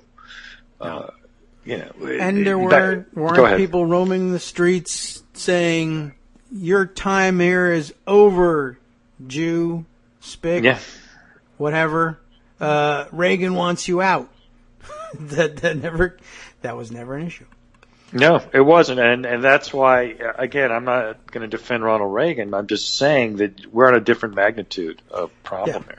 And it's going to be the old Republican play of flood the zone. There'll be so many issues so outrageous, each on its own, disqualifying thoroughly, that we won't know it'll become difficult to know where to focus. And I was just sort of thinking about the week and then weekend of attacks and harassment. And they certainly haven't reached the level that we've heard of historically in actual Nazi Germany, thank God, and hopefully will never even become physical. I mean, at this point, there's no doubt that it's intimidation, there's no doubt that it's damaging and it's difficult to deal with, but it's not physical attacks for the most part, although certainly during the campaign there were certainly physical attacks on Muslims. They were immediately targeted. But I think of, it's a great strategy for them to really distract and possibly divide people at an early critical stage. If you make them afraid for their physical safety, they're going to drop the ball on things like NDAs or freedom of information laws being corrupted, or personal corruption, like staffing your transition committee with your 4 kids and kids-in-law who are supposedly running the blind trust, as though that was a word that meant anything. That alone should be, again, sort of a disqualifying level issue, and we can't focus on it because people are too busy focusing on their own personal safety issues, which could be, on the other hand, I guess if there's a silver lining to having to fear for your safety, I guess you can say, hey, this is a small taste of exactly what they were talking about in Black Lives Matter. They can't focus on the rest of the things that are important to the country, yes, because they can't walk home with Skittles in their hands safely yet. Now, okay, so it's not good that you feel that, obviously, but do you get a little bit of what was going on over here and why they were maybe not thinking, well, gee, should it be Hillary or Bernie? I don't know. It was something different for them. Yeah, well, it's now not, oh my God, outrageous NDAs. Oh my God, outrageous personal corruption. I can't walk home in Brooklyn without getting something thrown at me. Okay. Well, get together with other people who have that problem. That's a good start, I guess. But from the other side, it's a brilliant. If it were really a strategy other than I hate everybody, just kick the crap out of anybody you see. if it were a real strategy, it would be a brilliant one. These guys are not going to be able to focus on the other 100 ways we're sticking it to them and robbing them blind and destroying democracy, because their primary focus is going to be, I need somebody to say something about the swastikas on my son's school. Okay. I don't know. That's a little depressing, but... I mean, I hear you, but I will say that Latinos have a pretty tangible concern starting January 20th, starting with whether Trump will follow through with overturning DACA. And his now very moderate proposal of just 2 or 3 million immediate deportations. Well, there's the deportation force and the 2 and 3 million that, that's, it's a promise of violence of a sort. It certainly is going to be forcible removal from the country if he lives up to his promises. I think that's actually one that I believe that his followers will hold against him if he doesn't do. So it's the immediate one that worries me the most. I literally don't think they cared one bit about TPP. No. But TPP's dead. He's not going to go do it, so fine. Yeah. You defeated TPP. Congratulations, The Bernie. deportation force is the one, I guess, the one area in which his supporters are poorly equipped, but nonetheless equipped and somewhat organized from the past to actually try and carry through themselves. They can't themselves deport 2 to 3 million, but there are, before Trump ever ran, there were already, white Southern militias that liked to go into the desert and hunt for migrants. What was that group called? The Minutemen. Oh, yeah, the Minutemen. Sorry, you did call them. Yeah. So, it doesn't take much to mobilize that. It was already mobilized. He doesn't have to invent that. So, yes, absolutely, there's an immediate tangible risk for which, on a certain level, you'd immediately excuse Latinos from necessarily, well, gee whiz, why weren't they there in partnership with me over the NDAs? Because they stand to lose. That's not that's not top of their list. And it shouldn't be. No, it isn't. And if I may just step back, you talk about some would say to me, those who were critical of my point of view, that this is what you get when you don't listen to the concerns of white working class voters. And I said, to me, my response is the opposite. This is what you get when you do listen to the concerns of white working class voters, because this is the policy they care about the most. Donald Trump is going to deliver what they want. Get the people, the others, out of here. Yeah. Because they cost me my $30 an hour union job at the auto plant. Now, not the right to work law that you voted for. Right, as opposed to the right to work law that you voted for. See, now, that's the cloaking of the impulses that led to people to vote to Trump that are, frankly offensive to me, because scapegoating the other is an American tradition from the know-nothings on. But we recognized it for what it was, and we didn't talk about it in terms of, well, these are legitimate concerns. No, this is scapegoating, and it's obviously not going to do any good, but they'd want it. Psychically, they want this, and it really concerns me that I don't see Trump backing off of it. And what do? I don't know. There's no real answers there, because without government policy that favors trying to deal with the problem as opposed to an extermination plan. And when I say extermination, I don't mean by death, I mean by removal.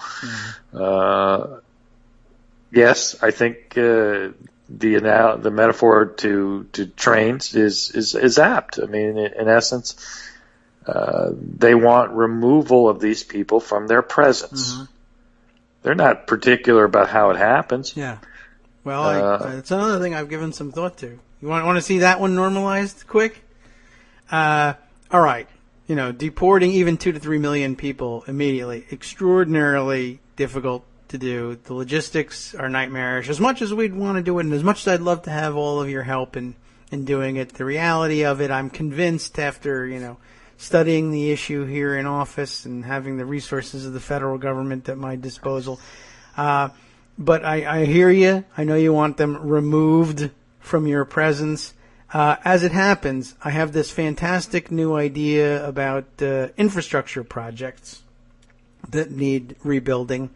And after all, these migrant workers are a fantastic labor force.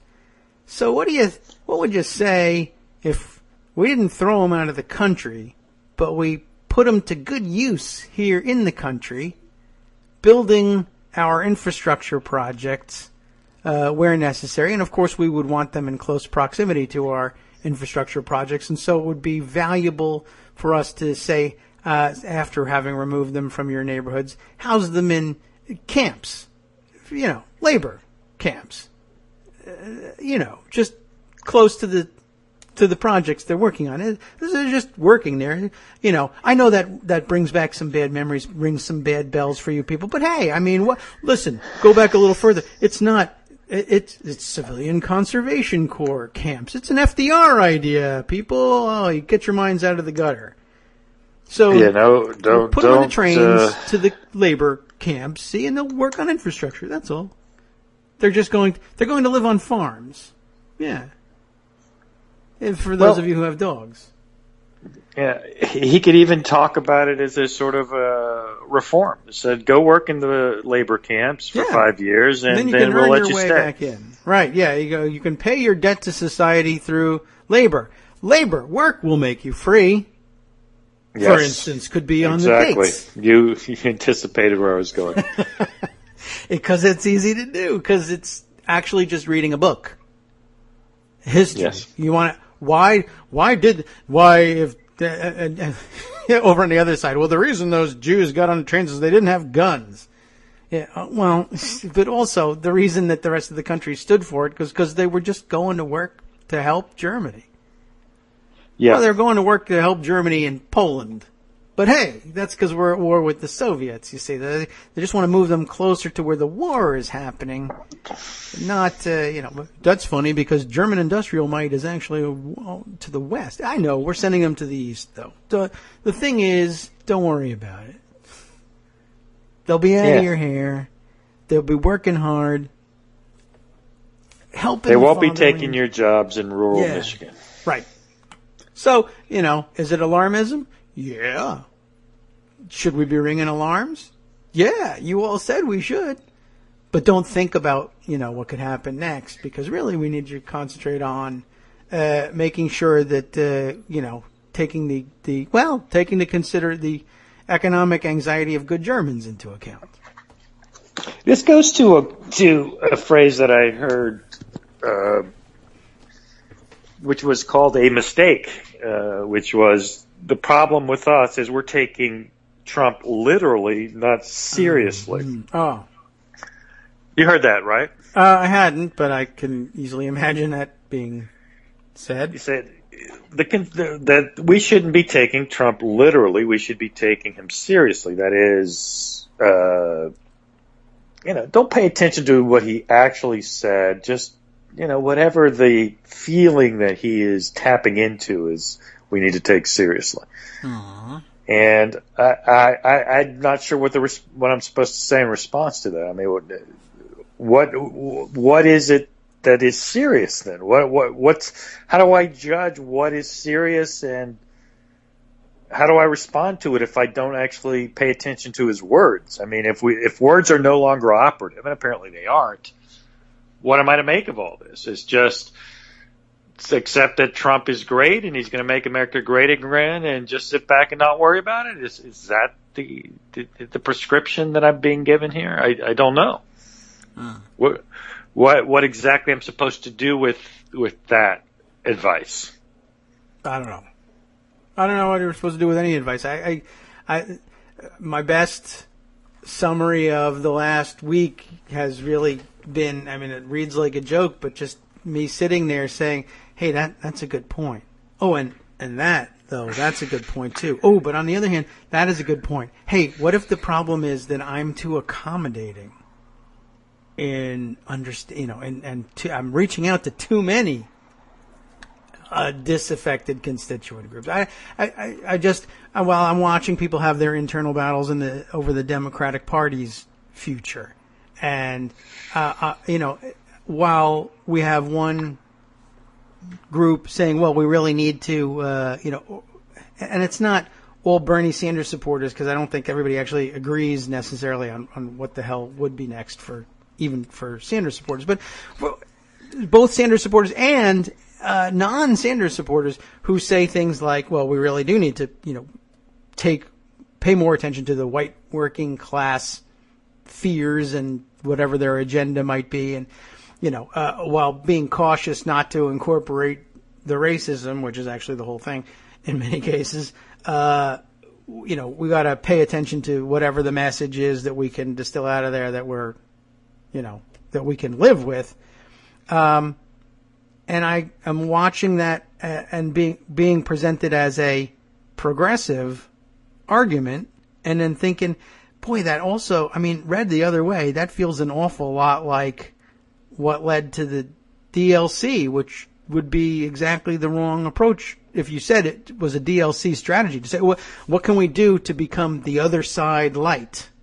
We got to move toward them. We got to stay true to our democratic principles, but what can we do to compromise and see their problems and their issues? But we did that, and it was awful, and everybody hated it, especially progressives, and said it was horrible. You're making us Republican light. Oh, but we wouldn't do it that way. All right. But, and I believe you. But, yeah, I believe you too. But it is this, in many respects, the same move, isn't it? Don't you can't I bring that up and say, be careful of that? No, you can't. No observing. All right, fine. Well, I tell you, that's why I've been mentioning Jim Webb here. Yeah, I guess that's true. I don't know. There's an awful lot. Everything has a million moving parts, and it's going to be very difficult, and we just have to, I guess, let people make all those observations and sort them out over the next coming weeks. Of course, they're accelerating all of the races for picking Democratic leadership, both inside the Congress and for the DNC, which is process on those questions. What is the actual process for picking the DNC chair? Who gets to vote? Well, DNC members, all your superdelegates. So that's funny. That is funny. Yes, and I guess that's kind of weird. That reminds me of that story, by the way, of just prior to the election of the Washington State Democratic elector who was saying, I'm not going to vote for Hillary Clinton. Yeah. And I was just sort of thinking, I was wondering, I wanted to look that guy up and say, what was his stance on superdelegates? Just wondering. It's funny. If superdelegates should vote for the person who got the most votes rather than I'm pretty sure his stance preference. Was the superdelegates should never vote for Hillary Clinton. Yeah. So it's pretty consistent with his electoral college I guess in that sense it's probably pretty close. But the DNC members will vote on the chair. That's who casts those votes. We of late have involved the rank and file, not formal party members, but people have felt like, I want to have a voice in selecting the DNC chair, and there is the opportunity to do that. You can lobby a DNC member just like anybody else, because they are elected for the most part. The vast majority of them are elected officials. You just most people don't actually realize that or involve themselves in the system whereby they can vote for their DNC members, but it involves joining the party, and most people hate that idea, and so they stay out of it. And ironically, all the people who are screaming, I can't believe all these people who don't vote. They screwed up the country. I hope my candidate becomes DNC chair. I'm going to call and petition my DNC members and hold them accountable. Okay, that's good. I know, but do you go to, are you involved in your local party? Do you vote in your local or state party? No. Well, I mean, in their defense, Bernie Sanders isn't even a Democrat. And he's telling us exactly what he thinks we should do. Yes. So why shouldn't they? Yeah, I mean, you should. Go ahead. I mean, don't not tell me what you All right, think. That was a nasty certainly. remark by me, but sorry. But he should. Well, I am curious about whether he wants to, maybe join again. He was tweeting over the weekend of what we need to do, and I thought, is he coming back? I wouldn't mind. Do you want? No, I think he should. Let's do it. I mean, I think it's an important first step for him, to be honest with you. Yeah. I mean, you can stay outside too. No, whatever you want to I do. really don't think you can. I mean, I'm okay. I disagree with you because you can't tell me how to run my organization if you're not going to participate in my organization. Yeah, well, I mean, look, I'll take my advice from anywhere, and then I'll do what I think is right, and I'll weigh it appropriately. I mean, I did during the primaries. My first inkling that, gosh, I really like or prefer a lot of what he's saying was eventually overcome. My first inkling that I didn't really want to do that was, but I also have this concern about process and building a party and keeping it together, and I'm a little concerned about whether or not somebody who hates fundraising so much can keep the party operating. It's an expensive thing to do, and I think he hates doing that, and I'm worried about that. Yeah, I mean, I guess it's easier for me because I was not as attracted to his ideas as most. I don't really agree with some of the things he said. Some of the things I do, of course, which are the consensus issues, you would probably label them. I just think that that's fundamentally a problem for you to say how an organization should run, but you guys aren't good enough for me. I mean, Groucho Marx may appreciate that, but I just think it's a little limiting. I mean, it's like, wait a second, we're not good enough for you, but you want to tell us what to do? Yeah. Well, I'll accept any observations and I'll weigh them as best I can, as appropriately as I can, and that's it. I mean, so I won't be taking my direction from probably from him or anybody else. I think it's funny because with regard to the question of DNC chair, Bernie has aligned himself with the establishment of the Democratic Party. As it happens. It happens. Yeah, he just did for the general election too. I mean, I will say this: I guess there are still some people who are surprised about this, but he actually is a relatively sophisticated political player, and when he needs to play the outsider, he plays the outsider, and when he needs to play the insider, he plays the insider, and that's all right. I think that's true. I'm just not sure that his objectives are quite as lined up with us as you'd think. I think there is more ego in Bernie than people give credit to. He wants to be the leader.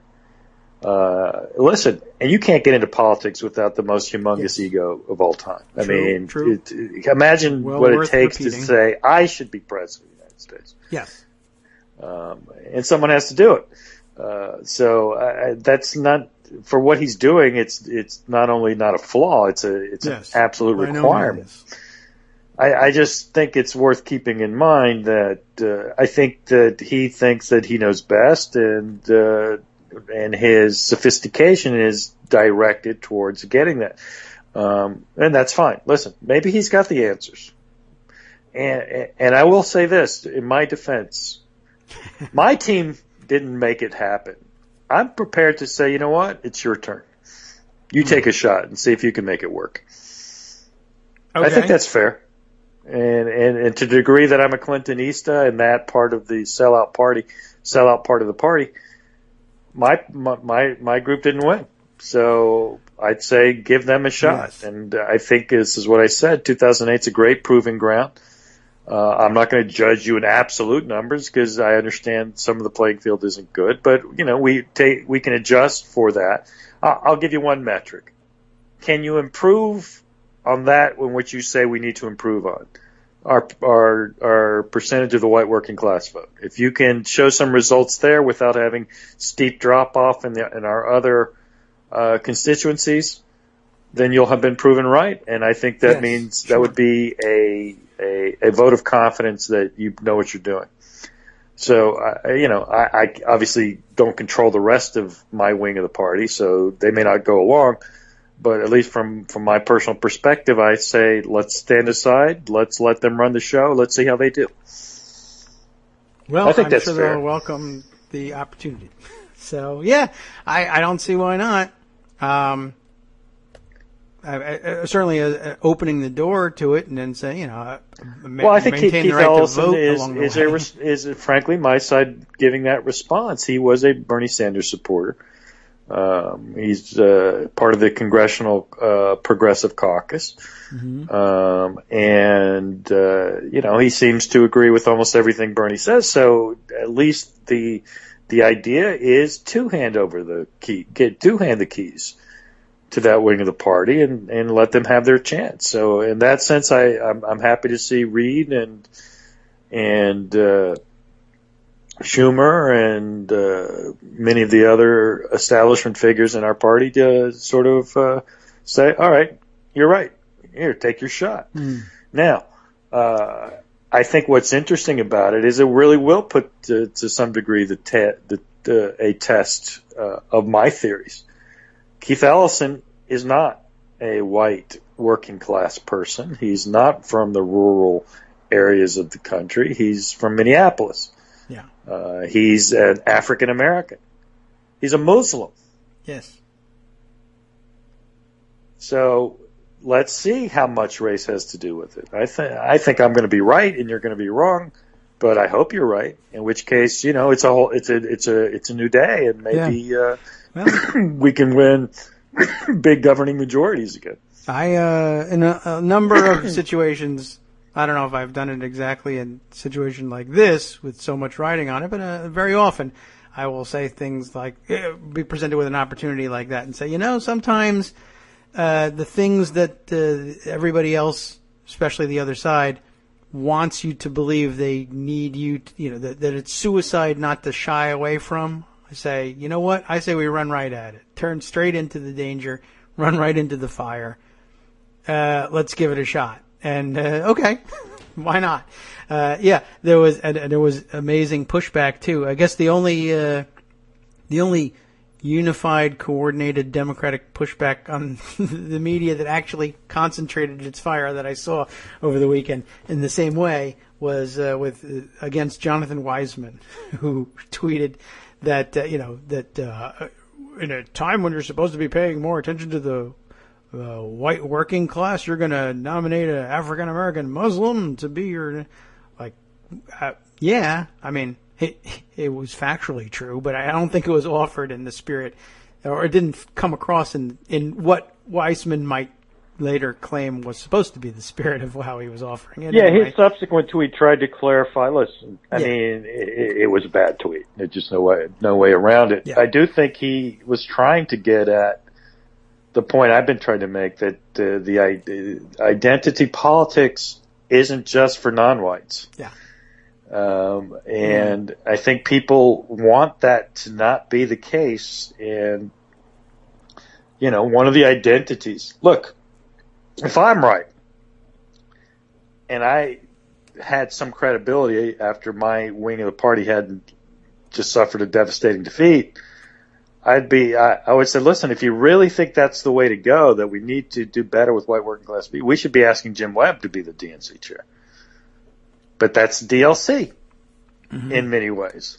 And it's a lot of, it's not so much policy, it's signaling. It's, again, I think that when you revisit Bill Clinton's performance in 1992, it was a remarkable balancing between the wink to white working class voters while maintaining strength and supporting the necessary constituencies of the Democratic Party, which 24 years later are even more critical to our coalition. You can't, I don't care what you do with white working class voters, if we can't hold and frankly expand our non-white constituency, it doesn't matter what you do with white voters. We're gone. We have no chance. So I think that all those appeals and all those talks have to keep that balancing act in mind. Mm-hmm.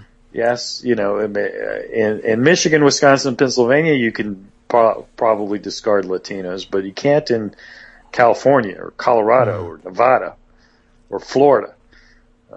That's just not going to work short term or especially not medium and long term. So it's going to be an interesting. We live in interesting times now, as the Chinese would say. Right. That's not racist. Sorry. I'm just. Yeah, no, they do say that. I thought it was credited to a very good saying because I think it's. I've always liked that saying. Yes, it's a great saying, and but so I'm sure we'll find out one day. No, that was never. Wouldn't that be something to find out that it's actually just a racist pejorative against the Chinese? It was in a fortune cookie, and you thought it was ancient Chinese philosophy. You racist! Oh. Well, it was a good point. I was hoping to credit you with it, but sure, right. If it came from some prepackaged fortune cookie, boy, oh boy.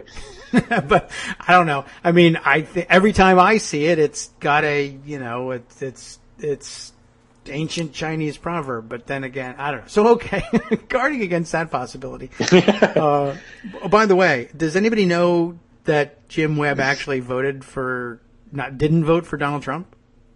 Would that be what recommends him for the job? I'm not sure.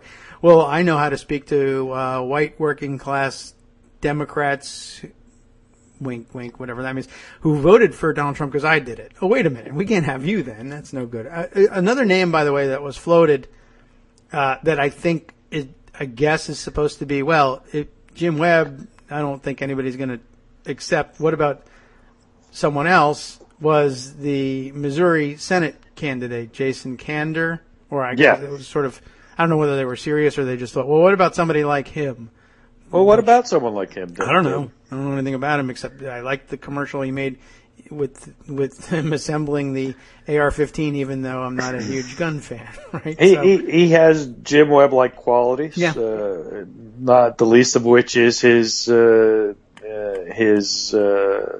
status as a military veteran, with which he obviously leaned on a lot in that campaign. He would be.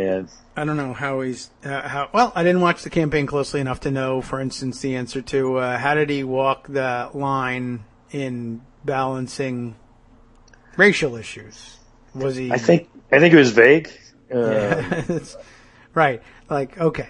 I mean, the DNC membership, again, is, I'll remind you of this, just for process-wise. That's who's voting. And DNC membership, according to DNC bylaws, is very much racially balanced and gender balanced. It's it's by controlled rule. Numbers by rule.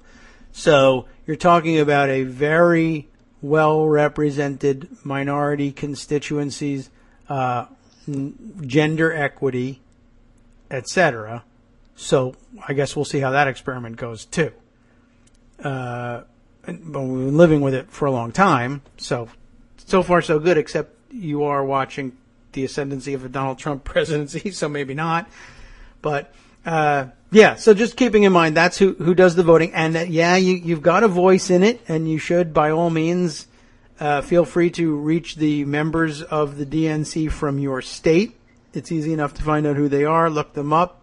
Most of them are going to be open to polite and respectful contact, and after all, lobbying for a new DNC chair probably shouldn't engender that much anger in you at the moment.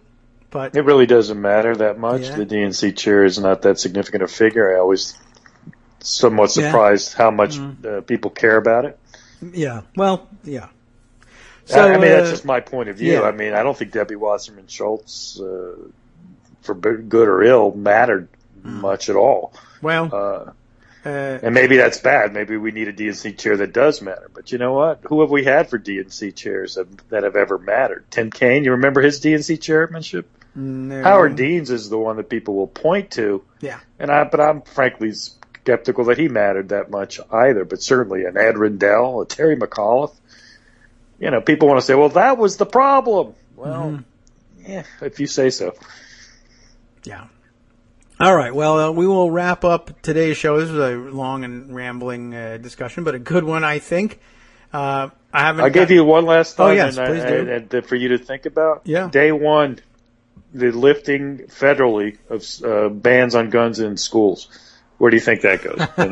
And I'll hang up now and just listen, as they say on the radio. Tracking with gun fail. Thanks, Armando. We'll talk more as the week goes on, I'm sure. We have a lot to sort out.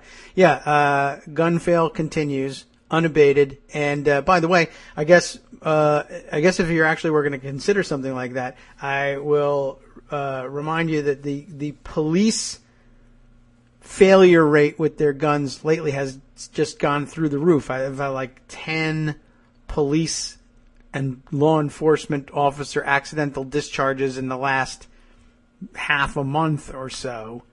It's the rate has been rather extraordinary, and including, by the way, far from the first, but also always a good reminder when it gets this specific, a school resource officer, one of the police that under these programs we assign to a school, who's there as an armed officer guarding the safety and enforcing the law inside these schools, had an accidental discharge with his service weapon during school hours inside the school building very recently. And so, I'll dig up that link and provide you with it. Okay, time for so for that reason, gun fail will be continuing, by the way. Speaking of which, I guess, this reminds me also, Josh Warren, who frequent listener and contributor via Twitter to the show. You see his tweets all the time. He loves using the KITM hashtag, as you all should, to make his contributions that much easier to pick up on. I now see I've got a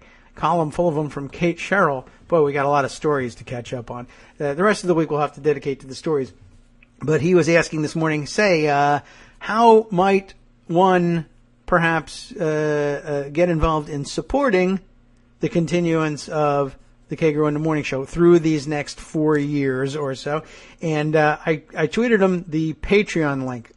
PayPal supporters, do we need to think about migrating all of you, any of you who are willing anyway, over to Patreon, given Peter Thiel's ownership interest in PayPal? I mean, it's not going to make a goddamn bit of difference in the pocketbook of a billionaire at this point, but every little thing. I've seen a lot of organizing around boycotting Trump supporting brands, and although he's not the only owner in PayPal, I guess that's where he draws the vast majority of his fortune from. And I don't know, I'm not certain whether our peanuts are worth moving, but to the extent that they may be worth moving and it doesn't cost anybody anything extra or not too much more to do, maybe we ought to think about moving over to Patreon. And I guess you will find, of course, the links for both services underneath each one of our embedded players that we put on the front page and in our roundup posts, which we thank Scott Anderson for continuing to produce for us.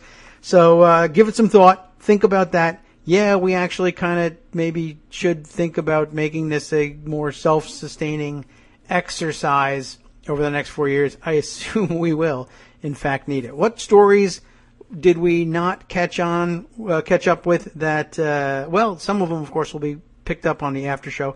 We will have to address some of these things, of course, in the coming days. A great point, I think, being made by Josh Marshall about the likelihood of corruption in the Trump administration. I think we all see it coming. He's been a guy generally, personally dedicated to a very distinctive style of corruption throughout his business career. I think the serious danger, of course, here is adding to his bag of tricks the ability to lean very directly on the government, legislatively, in a regulatory sense as well, to just simply legalize some or all of those practices that he depends on for so much of his income and advancement. I mean, there's corruption, and then there's the ability to legalize it alongside of your corruption, and that's very troubling. But we'll get into exactly what avenues he might take to do that besides the whole NDA scenario that we talked about earlier. And of course, we'll want to talk about the fact that Donald Trump found himself so amazingly, astoundingly overwhelmed in his first visit to the White House, and the possibility that President Obama will be spending more time than outgoing presidents usually do, and who knows for how much longer,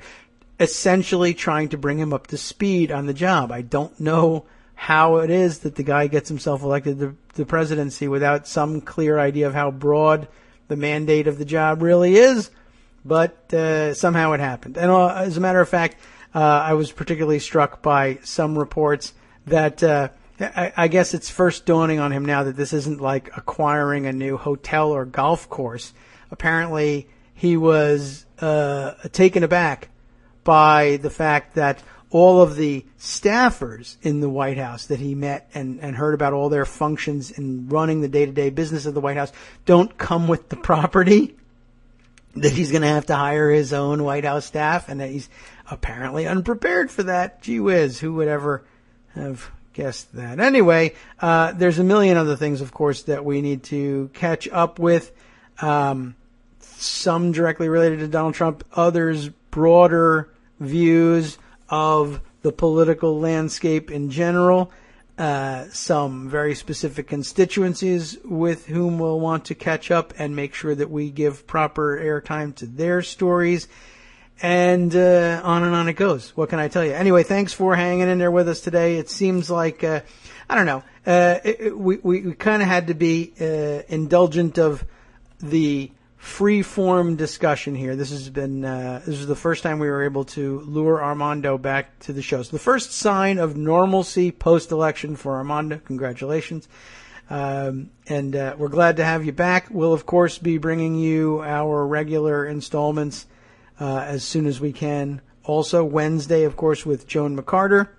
And I want to get back on track with Fridays with Josie Duffy Rice. And, hey, let's see if we can't involve even a couple more of our favorite front page and other page voices here on the Kagro in the Morning Show and just sort of broaden the voices. We've got, of course, a backup of excellent contributions from listeners that fell by the wayside during the crush of news immediately prior to and then after the election. Many stories, of course, still relevant in their own ways. Some of them were more relevant pre-election, but it might be worth going back and having a listen to them with the benefit of hindsight as well.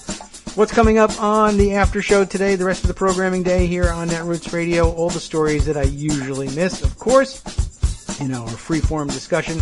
To wit, there is, in my message from Justice, an ex-Breitbart consultant who warns that the right-wing site has become the propaganda arm of the Trump White House. Yes, absolutely no doubt about that. Trump is already working on withdrawing from the Paris Climate Agreement, and NATO Secretary General, a foreign name, ready?